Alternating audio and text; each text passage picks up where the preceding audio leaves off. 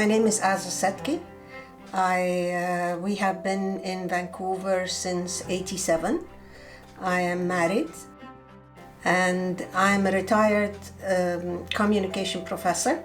I used to work at Capilano U, and then I resigned.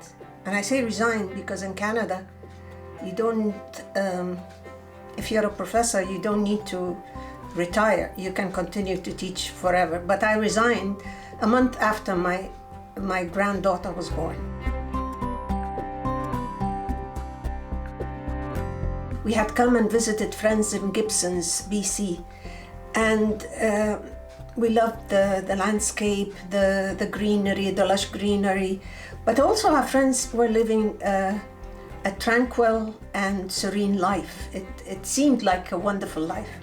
So when it was time for my children to go to university, we just followed. We came with them, and no regrets. Being a dual citizen has many challenges and, of course, advantages. The most important thing is that I have the best of both worlds. I came here with experience. I came with my family. I had my degrees, etc. But when I came to Canada, there was a wealth of learning.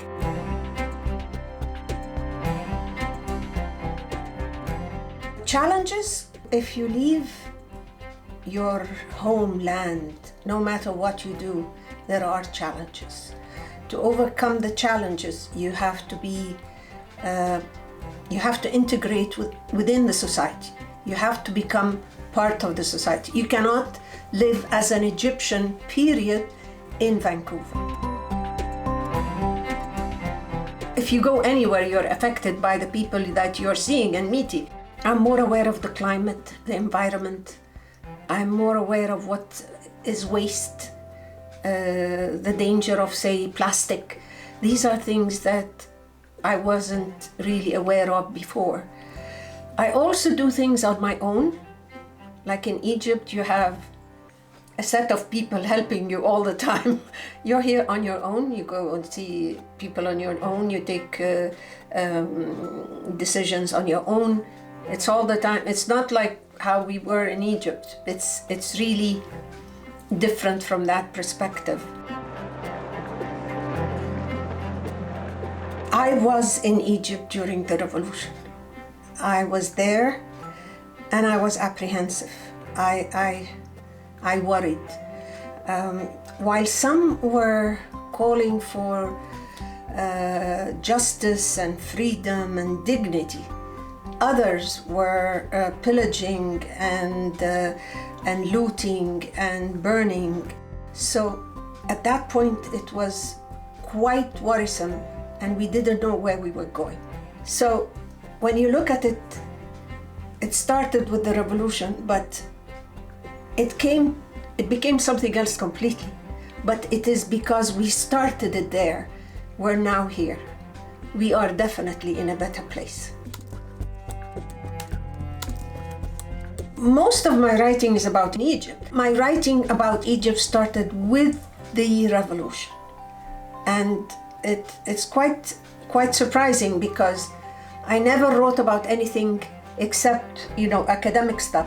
But when I was asked to write certain articles, I began to realize that you can reach more people that way.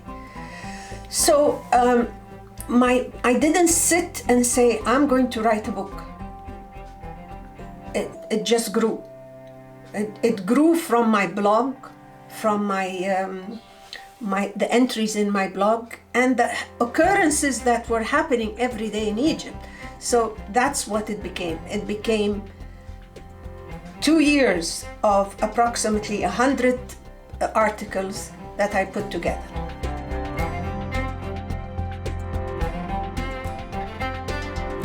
I still can't tell the real reason behind why the Western media is so against Egypt. I really don't know. Maybe when things are good, it's not important anymore. You try and find something which is wrong so that you can highlight it and catch other people's attention by doing that. But I still don't understand why do they do that.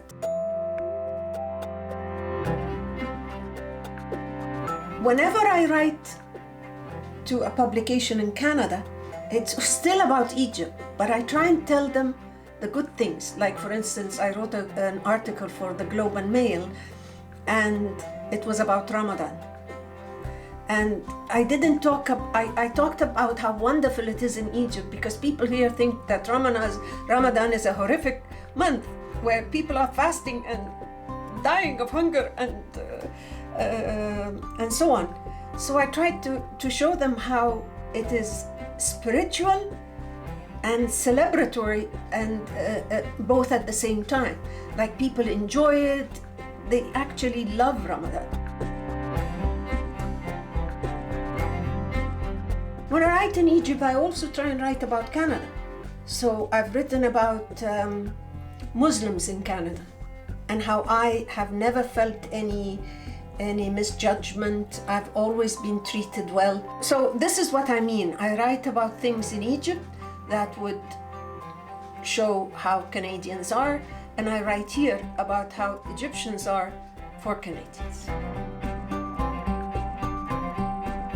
When filmmakers, young filmmakers, Canadian filmmakers go to Egypt, they will do the regular stuff that all tourists would do. So they will go to Giza and visit the Sphinx and the pyramids, and they'll go to Luxor and Aswan and see Abu Simbel, the temple of Abu Simbel, etc. But set all this aside, I want them to see and meet the people. Egyptians are hospitable, generous, welcoming, amiable, they're friendly.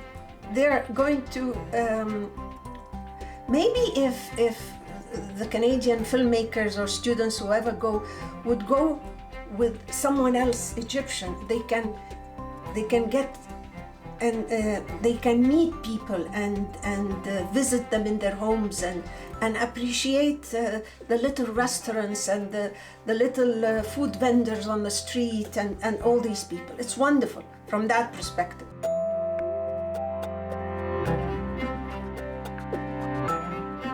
Moving from one place to another is always not easy. When you change apartments or change addresses, you have a problem. So when you change and move from one country to another, it's not easy. But at the same time, they have to come with something in their mind that it's going to be hard work. It's not your Rock Hudson, Doris Day movie. It's going to be hard work. You have to respect the people that you're going to be living with. You don't have a network. You don't have your father and your mother and your uncle and the people around you to help you. You're on your own. From that perspective, it's hard. If you understand all this and you're still willing to do it, go for it. I miss Egypt all the time. But it's not because I'm not living in Egypt. I go regularly. And it wasn't a stroke of luck as much as a bent on action. I opted to teach the summer and the fall. And since then, I've been going to Egypt every winter. So I miss it, but it's not because I don't go. I go quite a bit. I have roots here and I have roots in Egypt. And I go for 3 months every year. So it's not like I am totally cut off from Egypt. In Canada, we call the retirees who flee the harsh winters to the south and go to Florida or to Palm Springs. We call them snowbirds. And they go and stay somewhere warm for 4 or 5 months. I'm not different. I'm just the same. I go to Egypt when it's not only warmth and sun, it's warmth and sun and hospitality and enjoyment. All I'm hoping for that I would continue to be able to travel for a whole 24 hours because it is a long trip. So I'm hoping that I can continue to do that for long. Once I hit an age where I need permanent care, I need a 24-hour care, then I might think of going to Egypt, because here I'll end up in a home and I'd rather stay at home, and over there I may be able to afford permanent care. At the same time, because here it's a private sort of, no one would intrude on you. So the end result is that you may have no one knock on your door for 4 or 5 days. But in Egypt, you're never alone. Out of curiosity, out of love, out of whatever, they're going to know how you're doing. They watch out for you. So that's the difference. I may end up there if I need, and I'm sure I will need permanent care, because I don't want a home.